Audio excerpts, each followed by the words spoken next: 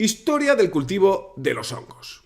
Vamos a hablar de los hongos, vamos a ordenar cronológicamente los datos de diferentes especies de hongos que se han cultivado. Vamos a empezar hablando de unas especies, las más antiguas, y luego a todas las demás. Realmente el salto grande, potente de cultivo de los hongos ha sido en los últimos 100 años, en que se conocían ya tecnologías para destruir absolutamente todos los competidores de los hongos, sobre todo los últimos 70 años, o 50 incluso, en que ya se ha conocido más del modo de vida de los hongos y se ha podido recrear en laboratorios. Y sobre todo un paso muy importante fue el trabajar estéril, saber destruir todos los competidores, que lo he dicho hace un momento, de los hongos en su alimento. Coges un alimento, una madera, la matas absolutamente todos, bacterias, nemátodos, virus que tenga ahí, y consigues meter un hongo en esa madera para que tenga la libertad de invadirla y comer y alimentarse de ella. La tecnología de esterilización la podemos hacer hoy en día en casa con una olla express, sencillamente, y trabajando con mucho cuidado. En una zona limpia podemos producir nuestros pequeños fardos de setas sin ningún problema. A medida que uno puede ir creciendo, ya irá incorporando máquinas a sus cultivos. Empecemos con las levaduras. Las levaduras fueron los primeros hongos cultivados. Se descubrieron por accidente. Unas cebadas se cree que sucedió así. Se quedaron. Debería llover, almacenaban en tinajas la cebada, se llenó de agua y levaduras naturales llegaron a esa tinaja, pudieran estar procedentes de la propia carcasa de la cebada, y fermentaron el macerado de ese alimento, y posiblemente se originó así la primera cerveza, hace más de 5.000 años. Entonces podemos decir que es el primer hongo cultivado por accidente, como pasó con el champiñón de París, que también se cultivó con accidente, como contaremos en su momento. Posteriormente se cree que en torno a unos 4.000 años en Japón y en China ya se empezaron a cultivar los primeros hongos medicinales. Pero si vamos realmente a la naturaleza, hay cultivo de hongos medicinales hace aproximadamente más de 50 millones de años que las hormigas cortadoras de hojas están cultivando hongos mucho antes que nosotros, por supuesto.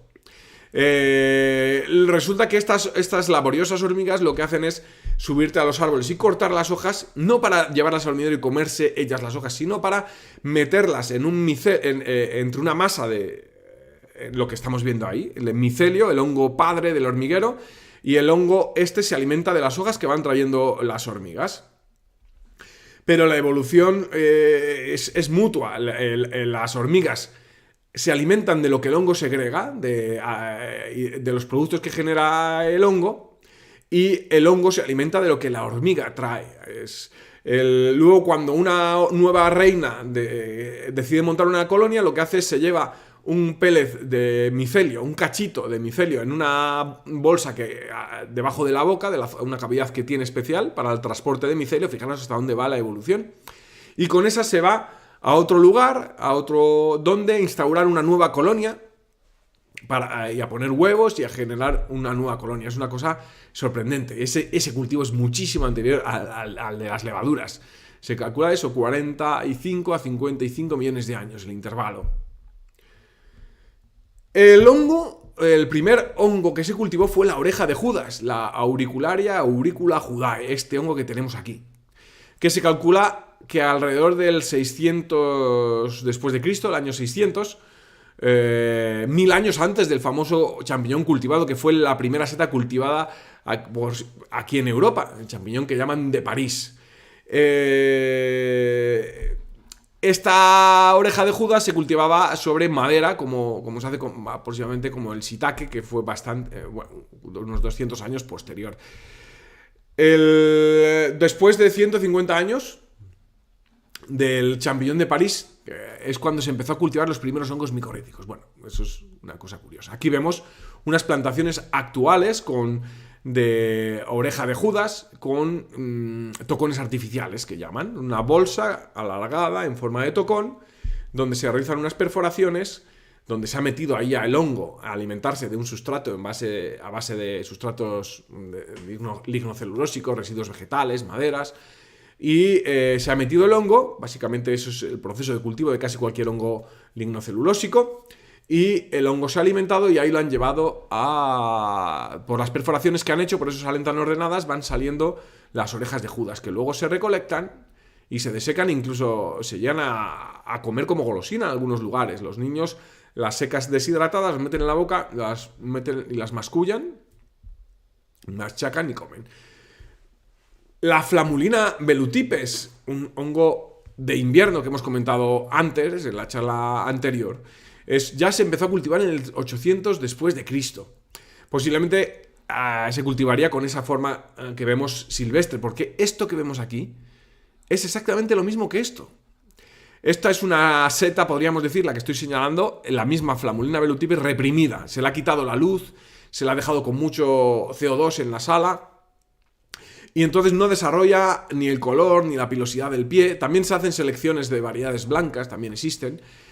Mientras que esta de aquí es la seta silvestre, que se llama Flamulina velutipes porque tiene el pie velloso, velutipes, pie velloso, nombres científicos, es lo que hablábamos en la introducción, y Flamulina, flámula, indica inflamable, fuego, por los colores naranjas, amarillentos que tiene muy, muy llamativos. Además, esta es una seta muy interesante porque se cultiva en pleno invierno y tú puedes hacer un cultivo exterior de setas adaptando cada especie a un momento diferente del año. En verano, como comenté en la charla anterior, pues puedes usar una grocivejerita, un veraniego.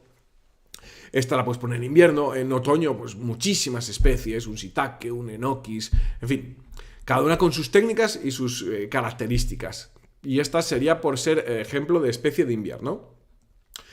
En el año 1000 se cultivó exitosamente el shiitake, una seta tremendamente apreciada, no la tengo aquí. Ya se recoge en un tratado agronómico de Winsang Huang, que atestigua eso, que ya se cultivaba. El shiitake es una especie que se produce muy bien por esporas. La mayoría de las especies que vamos a hablar en este curso es mejor producirla por clones del individuo, por comprar micelio y reproducir micelio, que es todo el mismo ser vivo. Genéticamente es idéntico, mientras que cuando multiplicas por esporas, cada espora tiene diferente información genética. Entonces, cuando se fusionan las esporas, originan individuos distintos y pueden estar compitiendo aquí 10.000 hongos distintos, todos shiitake, diferentes variedades, invadiendo y cultivando exitosamente este tronco, que luego va a ser colonizado y va a producir en su momento las setas.